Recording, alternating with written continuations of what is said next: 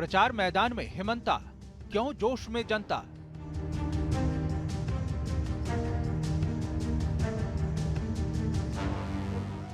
अपने बयानों को लेकर सुर्खियों में रहने वाले असम के मुख्यमंत्री हिमंता बिस्वा शर्मा एक बार फिर सुर्खियों में हैं और सुर्खियों में रहने की वजह कांग्रेस पर उनका हमलावर होकर बयान देना नहीं है, बल्कि इस बार हिमंता बिस्वा शर्मा ने प्रचार के मैदान में कुछ ऐसा कहा है कि उन्हें सुनने वाले बीजेपी समर्थकों का जोश दोगुना हो गया।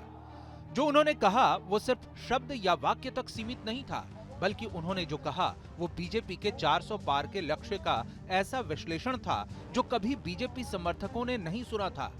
पहले आप भी इस विश्लेषण को सुन लीजिए, फिर बीजेपी के हिमंता बिस्वा शर्मा के राजनीतिक जीवन के रंग भी आपको दिखाएंगे। अगर तेंदुलकर को कोई पूछे कि आप डबल सेंचुरी क्यों करते हैं, ट्रिपल सेंचुरी क्यों करते हैं, वो जवाब का सवाल का तो कोई जवाब नहीं होते हैं। फिर भी जब कांग्रेस लोग हम लोग से पूछते रहा भाई आपको 400 सीट क्यों चाहिए, तो मेरा दिमाग में लगा इसका जवाब भी होना चाहिए। तो मैंने सुबह कांग्रेसियों को बोला कि भाई देखो, जब हमारा 300 सीट था हमने राम मंदिर बनाया, अभी हमारा 400 सीट होगा, मथुरा में भी कृष्ण जन्मभूमि बनेगा और ज्ञानव्यापी मस्जिद का जगह में बाबा विश्वनाथ का बड़ा भव्य मंदिर बनेगा। शर्मा का ये बयान पूर्वी दिल्ली के लक्ष्मी नगर का है, जहां वो एक चुनावी रैली को संबोधित कर रहे थे और ये बयान उनके मुंह से निकलना इसलिए उन्हें सुर्खियों में लाता है क्योंकि ये बीजेपी की जीत से ज्यादा कांग्रेस को हराने के लिए दिया गया बयान है और इसे एक निजी खुन्नस के तौर पर देखा जा रहा है। अभी हमारा 400 सीट होगा, मथुरा में भी कृष्ण जन्मभूमि बनेगा। ऐसा इसलिए कहा जा सकता है क्योंकि हिमंता बिस्वा शर्मा लगातार हिंदूवादी बयान दे रहे हैं। उनके इन बयानों को कांग्रेस के ध्रुवीकरण का जवाब माना जा रहा है। वहीं हिमंता बिस्वा शर्मा अब बीजेपी के हिंदुत्ववादी फेस बन रहे हैं क्योंकि हिमंता बिस्वा शर्मा लगातार हिंदुत्ववादी बयान राजनीति में दे रहे हैं।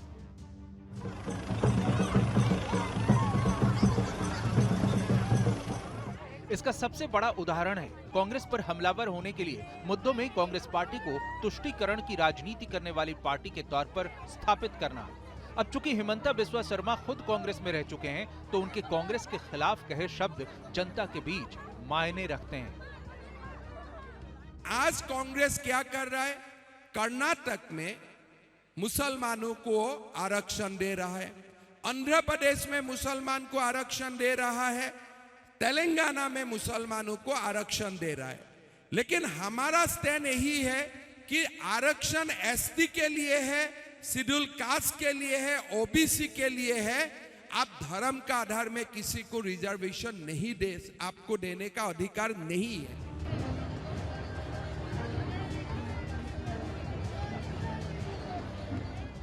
हालांकि राजनीतिक दायरे में रहकर हिमंता बिस्वा शर्मा जब बोलते हैं तो कांग्रेस पर आक्रामक होने के साथ हिंदुत्ववादी राजनीति का पुट वो ले ही आते हैं और फिर वो कई बार शब्दों की मर्यादा को भी लांघ जाते हैं।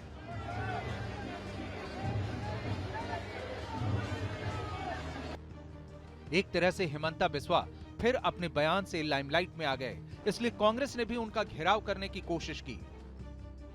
देखिए, क्रीमी लेयर वाले हैं ये जो पिछड़े हैं ये क्रीमी लेयर वाले हैं।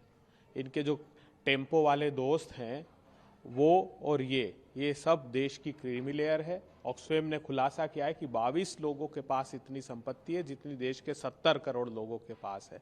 तो अपने आप को पिछड़ा कहना बंद करें और देश में पिछड़ों के साथ अन्याय बंद करें। भारत माता की दिलचस्प बात यह है कि कांग्रेस के घेराव के लिए हिमंता बिस्वा शर्मा ने पहली बार ऐसा बयान नहीं दिया है, बल्कि वो लगातार कांग्रेस को घेरने के लिए इस तरह के बयान दे रहे हैं और जनता उन्हें सुन भी रही है, जिसका प्रमाण है उनकी सभा में जुट रही भीड़। ये भीड़ उनकी लोकप्रियता का पैमाना बन गई है और इस लोकप्रियता के पीछे बयानों का सिलसिला क्या है उसे भी आप जान लीजिए।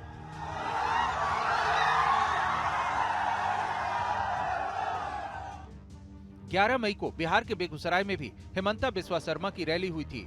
उनके मुताबिक यूसीसी कृष्ण जन्मभूमि के लिए 400 से ज्यादा सीटें जरूरी हैं। इसके पहले 9 मई को ओडिशा के मलकानगिरी में भी हिमंता बिस्वा शर्मा ने रैली की थी, जिसमें उन्होंने कहा था कि कांग्रेस जीती तो बाबरी मस्जिद का पुनर्निर्माण करा सकती है।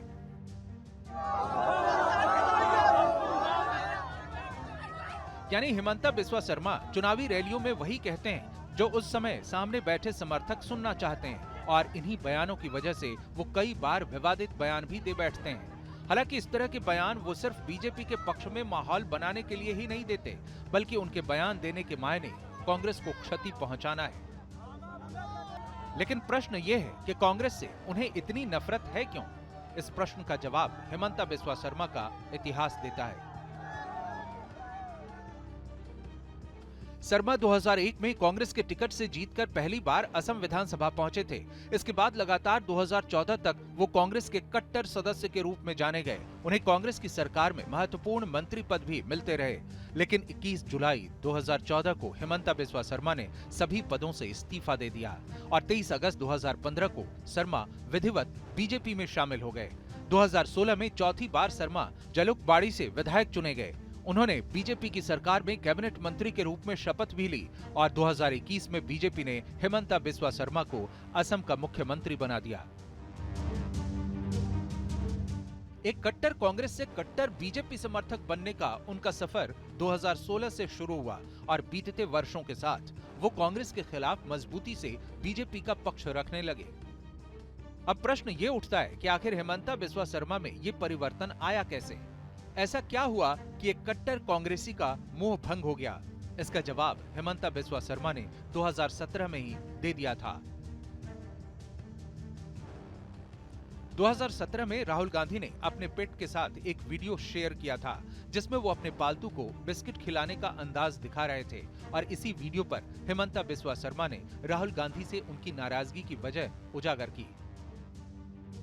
राहुल गांधी का video social media platform x पर आया था, जिस पर आ रहे रिप्लाई में सबका ध्यान हिमंता बिस्वा शर्मा के रिप्लाई ने खींचा।